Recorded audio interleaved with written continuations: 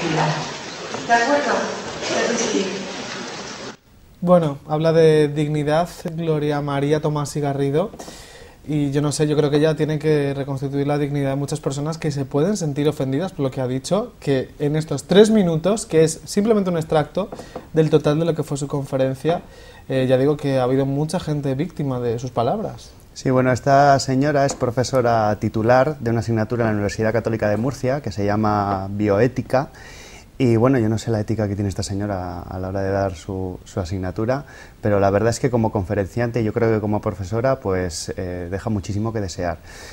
Bueno, yo como sexólogo, yo quería decir que a mí no me parece que la religión y la ciencia de la sexología o la ciencia sexológica tengan que chocar. Yo creo que una cosa son la moral o los valores religiosos y otra cosa muy diferente es la ciencia, ¿no? Entonces yo creo, a mí me parece que la gente católica, igual que la gente no católica, la atea, la agnóstica, tienen todo el derecho de dar clase y hay libertad de cátedra y se puede decir lo que ellos consideren oportuno. Pero yo creo que cuando damos clase o cuando damos una conferencia, yo creo que tenemos que ser fieles a ciertas pautas y a ciertos valores que yo creo que son infranqueables, ¿no? Entonces, una de las cosas es que no se puede mezclar los valores religiosos o la moral con la ciencia, porque son cosas completamente diferentes, ¿no? Entonces, cuando nosotros hablamos de ciencia, hablamos de ciencia. Y la ciencia, hay gente que estudia cosas para que salir unas teorías, unos estudios, unas encuestas, hay gente que se dedica toda una vida para profundizar en las diferentes ciencias que tenemos en las universidades, en la vida en general. Y está, ¿no? claro que para ser docente hay que seguir también como una normativa, un protocolo, quiero decir, que esta señora se lo ha pasado por donde ha querido pasárselo. Sí, es que además que cuando mezclamos la ciencia y los valores religiosos solemos cometer además otro error, que es mentir.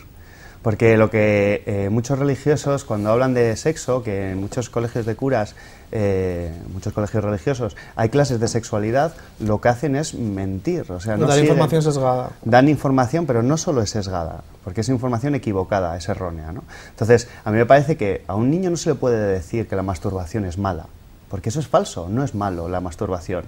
A mí me parece muy bien que digan que la masturbación es pecado. Yo ahí no me meto. Es una cuestión de valores religiosos, de moral. Pero una cosa es la moral y otra cosa es la ciencia. Y yo hablo de ciencia. Y yo no voy a discutir que la masturbación sea pecado, porque yo no soy nadie para decir cuál es la moral católica. Pero yo sí soy científico, porque yo soy sexólogo, y yo puedo asegurar que la masturbación no es mala. En todo caso podría ser buena, pero mala seguro que no. Entonces esta señora lo que tiene que hacer es, si va a dar ciertos conocimientos, que no además los camufla detrás de una ciencia que es completamente falso.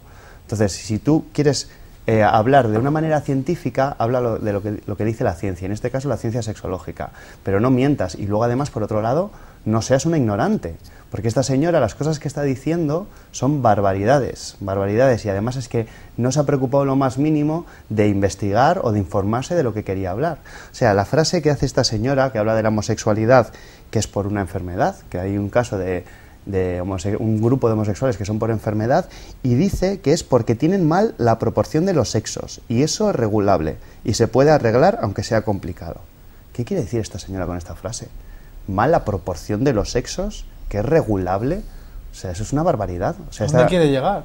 Es que no tiene conocimientos. O sea, esto quiere camuflar sus valores en una realidad científica, y es completamente falso lo que ha dicho esta señora. ¿Por qué redunda tanto en el tema de la enfermedad? La enfermedad parece como que quiere dejar ya esa palabra inserta con la homosexualidad. A ver, esta señora lo primero es que no ha buscado enfermedad en la Real Academia de la Lengua, en el diccionario. O sea, enfermedad es una alteración de la salud y no tiene absolutamente nada que ver una alteración con la salud con la orientación del deseo. O sea, hay homosexuales, bisexuales, heterosexuales, muchísimas personas que tienen muchos tipos de orientaciones del deseo, y no solo esas tres, sino formas de vivir la sexualidad diferentes a la que estamos acostumbrados, y tienen una salud de hierro y que no tiene absolutamente nada que ver esa alteración de la salud que se considera la enfermedad con la orientación. O sea, me parece una barbaridad. Y además luego al final, no hemos visto el vídeo entero, pero al final del vídeo dice que, bueno, que va a aceptar que no es una enfermedad porque por cuestiones políticas se retiró en el 90 del listado de enfermedades. O sea, esto es completamente falso. La política no ha influido absolutamente nada en retirar un caso. Pero ya sí que es cierto que daba mucha idea, en este caso mucha ideología vinculada, ¿no? Sí, está clarísimo. Está claro lo que tiene esta señora detrás. O sea, es una señora que es del Opus Dei y entonces lo que está queriendo es manipular... Adoctrinar, ¿no? Claro, eso es, adoctrinar y que haya un grupo de gente que pueda interpretar esas palabras como una realidad científica y que cambien sus propios valores respecto a la homosexualidad.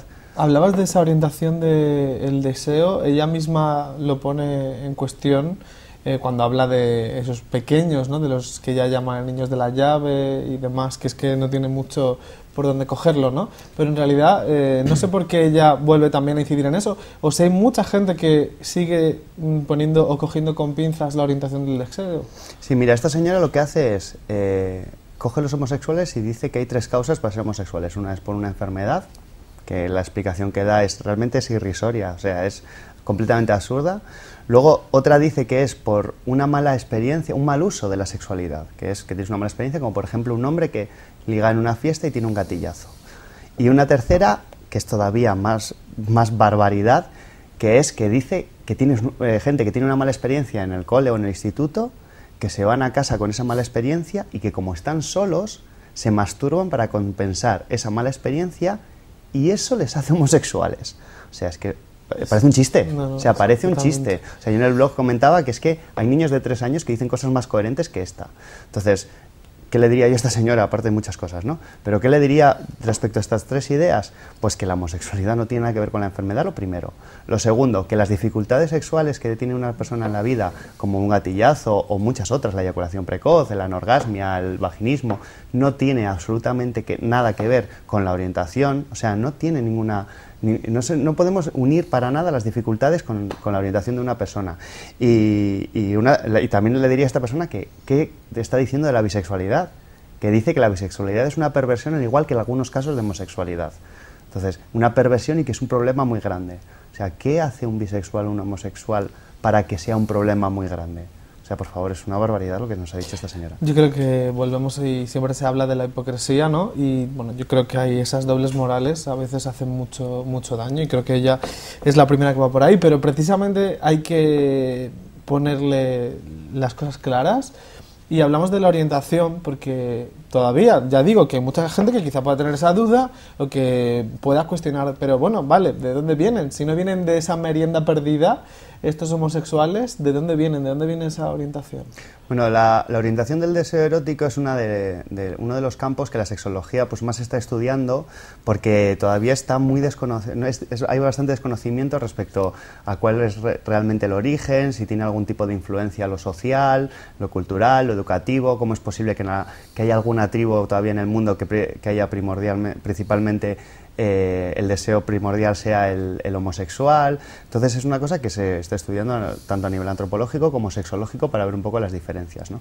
Entonces, ahora mismo, aunque hay algunos sexólogos que todavía no se atreven a dar unas teorías muy contundentes respecto a esto, porque yo creo que todavía nos quedan muchos años de estudio respecto a la orientación, todo más o menos apunta hacia el mismo lado, y que es que la orientación del deseo no es una opción, es una condición de cada ser humano, ¿no?